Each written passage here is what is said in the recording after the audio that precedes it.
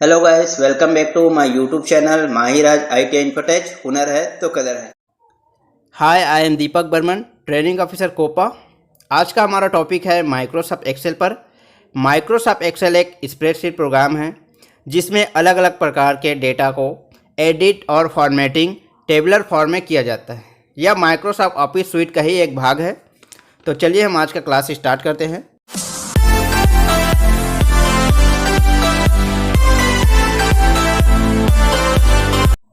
Introduction to Microsoft Excel. MS Excel, जिसका पूरा नाम माइक्रोसॉफ्ट एक्सेल है तथा इसे एक्सेल के नाम से भी जानते हैं, यह एक स्प्रेडशीट प्रोग्राम है जो आंकड़ों को टेबुलर फॉर्मेट में open, create, edit, formatting, calculate, share एवं प्रिंट आदि करने का कार्य करते हैं। एमएस एक्सेल को माइक्रोसॉफ्ट द्वारा विकसित किया गया है। स्प्रेडशीट फीचर के अलावा एक्सेल माइक्रोसॉफ्ट के वीबीए यानी विजुअल बेसिक एप्लीकेशन के माध्यम से प्रोग्रामिंग में सहायता प्रदान करता है। तो माइक्रोसॉफ्ट एक्सेल को पहली बार मैकिन्टोश सिस्टम के लिए 1985 में रिलीज किया गया था। तो माइक्रोसॉफ्ट एक्सेल क्या है? एक स्प्रेडशीट प्रोग्राम है जिसमें डेटा कौन सा फॉर्मेट में रहता है? टेबुलर फॉर्मेट में रहता है। ठीक है, तो माइक्रोसॉफ्ट एक्सेल में हम स्प्रेडशीट प्रोग्राम के अलावा वीबीए यानी वीबीए प्रोग्रामिंग का फीचर भी प्रोवाइड करते हैं। और माइक्रोसॉफ्ट एक्सेल को पहली बार जो है मैकिन्टोश ऑपरेटिंग सिस्टम होता है, जो मैक ऑपरेटिंग सिस्टम है, उस पर 1985 में रिलीज किया गया था। चलिए हम जानते हैं कि एमएस एक्सेल में कितने रो और कॉलम्स होते हैं। एक्सेल के फाइल को वर्कबुक कहते हैं और एक वर्कबुक में डिफ़ॉल्ट रूप से 3 शीट होते हैं जिन्हें हम ऐड या डिलीट कर सकते हैं। एक्सेल 2010 में एक शीट में 10,48,576 रो और 16,384 कॉलम होते हैं, जो पुराने एक्सेल 2003 से 1500% ज़्यादा रो और 63% ज़्यादा कॉलम है। एमएस ऑफिस के 2003 वर्जन में 65,536 रो और 256 कॉलम हुआ करते थे। उसके बाद 2007 और 10, 13, 16 जो नए वर्जन आया है उसमें 10,48,576 रो और 16,384 कॉलम होते हैं। चलिए हम समझते हैं एमएस एक्सेल को कैसे स्टार्ट किया जाता है। तो एमएस एक्सेल को आरंभ करने की 3 विधि है। तो पहला तरीका है प्रोसेस 1। विंडो की के साथ आपको आर प्रेस करना है, फिर क्लिक करने के बाद एक टेक्स्ट बॉक्स ओपन हो जाएगा कुछ इस तरह से। उस टेक्स्ट बॉक्स में एक्सेल टाइप करना होगा, फिर आपको यहाँ एंटर प्रेस कर देना होगा। दूसरा तरीका है डेस्कटॉप पर उपलब्ध माइक्रोसॉफ्ट आइकन को डबल क्लिक करना है, एमएस एक्सेल ओपन हो जाएगा। तीसरा तरीका है स्टार्ट बटन पर क्लिक करें। ओपन हुए स्टार्ट बटन पे आपको ऑल प्रोग्राम क्लिक करना है। उसके बाद आपको माइक्रोसॉफ्ट ऑफिस को सिलेक्ट कर लेना है। जैसे आप माइक्रोसॉफ्ट ऑफिस सिलेक्ट कर लेते हैं तो आपको एमएस एक्सेल पर आपको क्लिक कर लेना होगा, फिर एमएस एक्सेल ओपन हो जाएगा। तो इस तरह से 3 तरीका है एमएस एक्सेल को ओपन करने का। चलिए हम जानते हैं कुछ पॉपुलर वर्जन एमएस एक्सेल का। तो एमएस एक्सेल जब पहली बार लॉन्च किया गया था, एक्सेल 1, वो 1985 में लॉन्च किया गया था। कौन सा ऑपरेटिंग सिस्टम में? मैक ऑपरेटिंग सिस्टम में। उसके बाद एक्सेल 2.0 आया जो कि 1987 में लॉन्च हुआ। उसके बाद एक्सेल 3.0 आया जो कि 1990 में। एक्सेल 4.0 1992 में। एक्सेल 5.0 1993 में। एक्सेल 95 1995 में। एक्सेल 2000 1997 में। एक्सेल 2002 2000 में। एक्सेल 2003 2002 में। एक्सेल 2007 2003 में। एक्सेल 2010 2007 में। एक्सेल 2013 2013 में और एक्सेल 2016 में आया।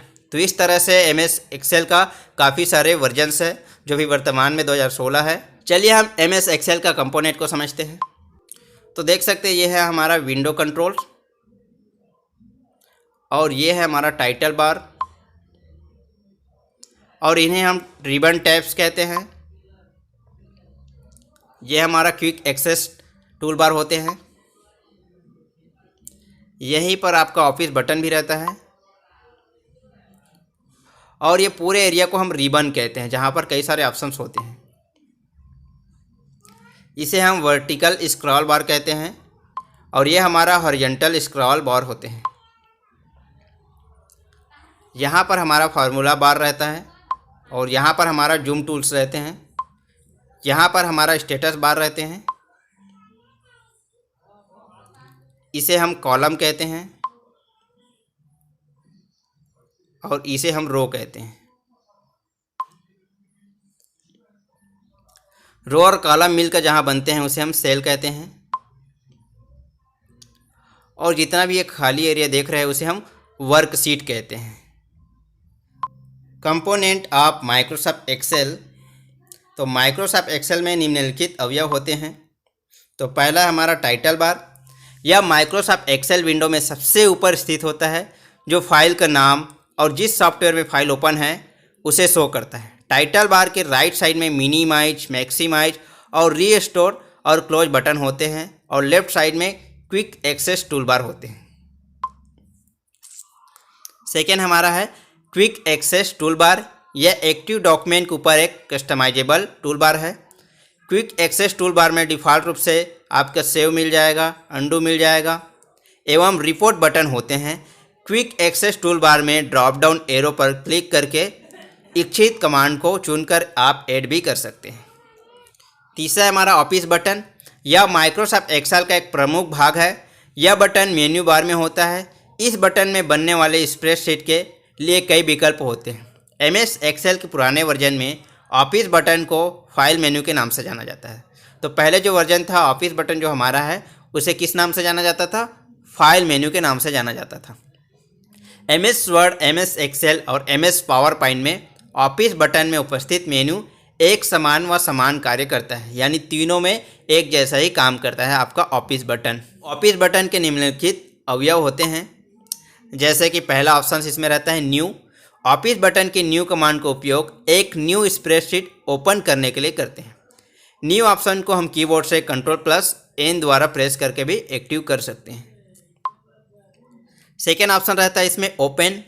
तो ऑफिस बटन के ओपन कमांड का उपयोग एमएस एक्सेल में पहले से जो तैयार स्प्रेडशीट है उसे देखने के लिए करते हैं। ओपन बटन को कीबोर्ड से हम Ctrl+O प्रेस करके भी एक्टिव कर सकते हैं। थर्ड ऑप्शन मिलता है आपको सेव का।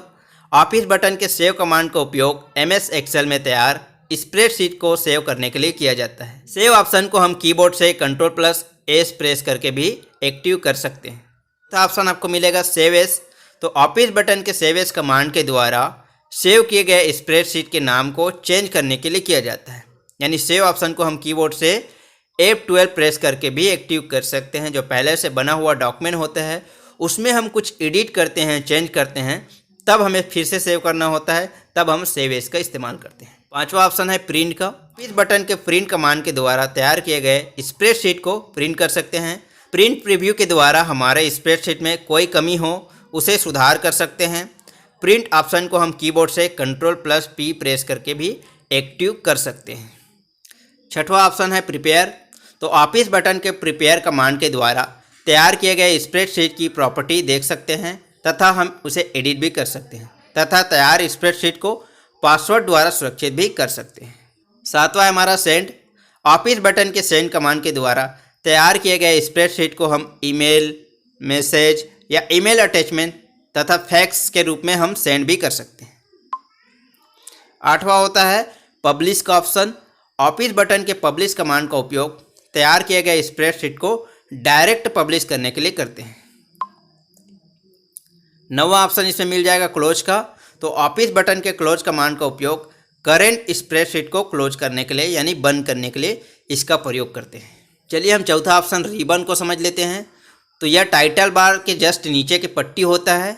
इसमें किसी कार्य करने के लिए आदेश का एक पैनल होता है जिसे हम टैब या मेन्यू कहते हैं। ठीक, प्रत्येक टैब में उनका सब मेन्यू होता है जो हमारे डॉक्यूमेंट को अट्रैक्टिव बनाने का कार्य करते हैं। पांचवा है हमारा name box. Name box MS Excel में रिबन के नीचे बाएं कोने में एक बॉक्स होता है। इस बॉक्स में सीट सेल के नाम को दिखाया जाता है एवं हम इसमें सेल का नाम डालकर उसे सर्च भी कर सकते हैं। छठवा है formula bar. Formula bar MS Excel में रिबन के नीचे बाएं कोने में नेम बॉक्स के बगल में होता है। इस बॉक्स में सीट सेल के नाम को दिखाया जाता है एवं हम इसमें सेल का नाम डालकर उसे सर्च भी कर सकते हैं। सातवां है आपका जूम बटन। इस बटन की सहायता से स्लाइड को छोटा या बड़ा करके देख सकते हैं। आठवां है स्टेटस बार। यह स्प्रेडशीट के संबंधित कुछ सूचनाएं जैसे कि स्लाइड नंबर, करेंट स्लाइड या नॉर्मल या पेज लेआउट या पेज ब्रेक प्रीव्यू आदि को शो करता है। नौवां है हमारा text area. Text area MS Excel का सबसे महत्वपूर्ण भाग है और यह एमएस एक्सेल विंडो का सबसे बड़ा तथा मध्य भाग होता है। टेक्स्ट एरिया को एमएस एक्सेल में सीट में बोला जाता है। इसी भाग में आपको टेक्स्ट लिखा जाता है। 10वां है रूलर। रूलर एक्सेस सीट के टॉप व लेफ्ट साइड होता है। इसका प्रयोग सीट को वर्टिकल या तो हॉरिजॉन्टल सरकाने के लिए किया जाता है। तो रूलर दो प्रकार के होते हैं। पहला होता है हॉरिजॉन्टल रूलर। यह सीट के विड्थ को बढ़ाता है। इसका प्रयोग लेफ्ट व राइट की ओर सरकाने के लिए करते हैं। दूसरा है वर्टिकल रूलर। यह डॉक्यूमेंट के हाइट को बताता है। इसका प्रयोग टॉप और बॉटम की ओर सरकाने के लिए करते हैं।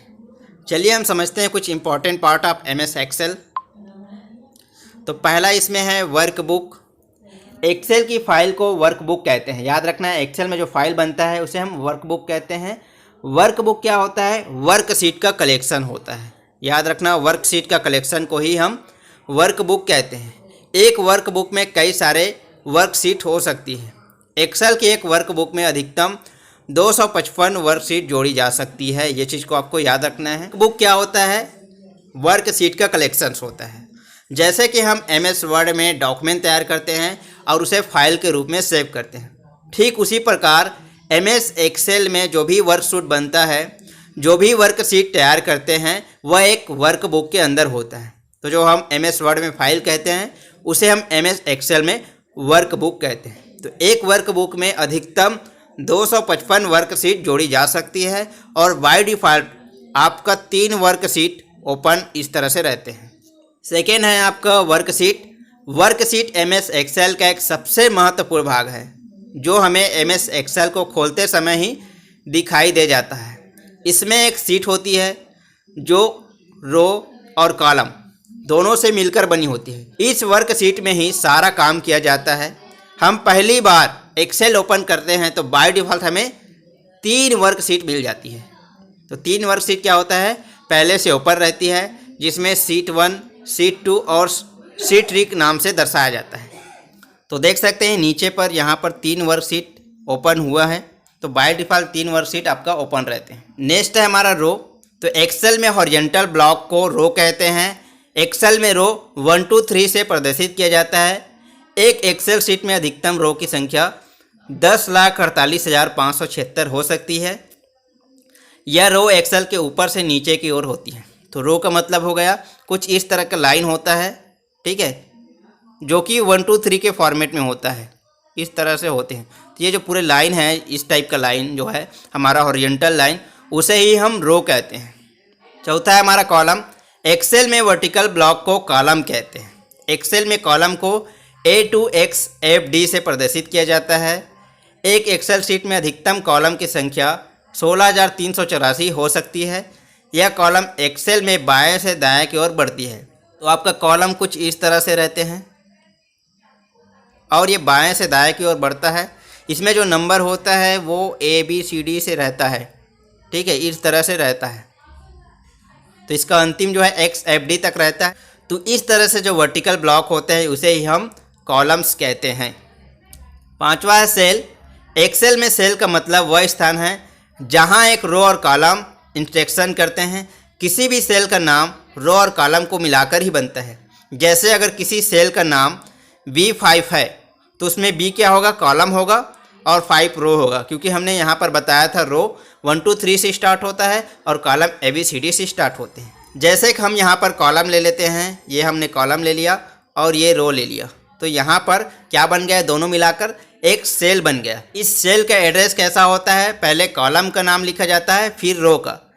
तो देख सकते हैं एग्जाम्पल में B5 है तो B कॉलम है और 5वां नंबर का रो है, ठीक है। इसका मतलब B5 इसका एड्रेस है। तो देख सकते हैं हम इसे ही रो कहते हैं और ये देख सकते हैं हमारा सेल है और ये हमारा कॉलम है।